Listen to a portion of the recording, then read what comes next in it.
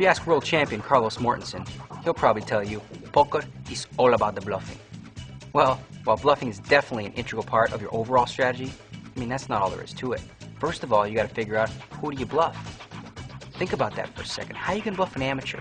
An amateur doesn't even know what he has, let alone he's going to try to figure out what you've got now. How about the maniac? You don't want to get involved with these guys. You trap maniacs. You don't try to bluff them. The guys you want to bluff are the rocks, the weak and the timid.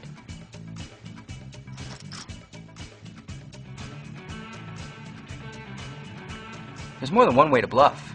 You can try a desperate, stone-cold bluff on the river when you've got absolutely no hand. Or you can use a trick that the pros like to use, called the semi-bluff. Think about it for a second. Let's say you have 2 hearts in your hand. 2 hearts come out on the board, giving you a flush draw. Well, that's a pretty strong hand. You're going to call a bet, right?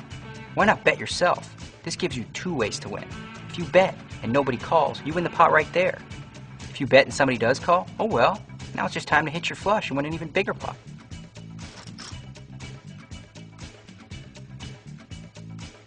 I see far too many rookies throwing out that desperation bet on the river thinking that's the only way they can win. But that's not how you bluff.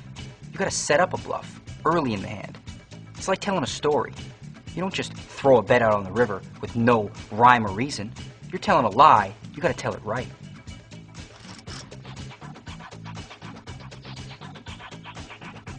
You know why position is so important in Texas Hold'em? I'll tell you why. Bluffing. When you get to see what your opponents do before you have to act, you get so much more information that you can use against them. Think about it. Your opponent checks, he's either trapping you or he's got nothing. It's your job to figure out which one it is.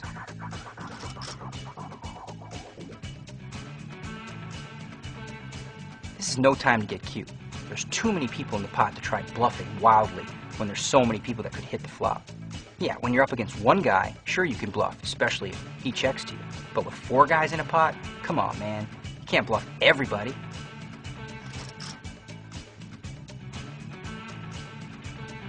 So why would you ever show a bluff? I'll tell you why.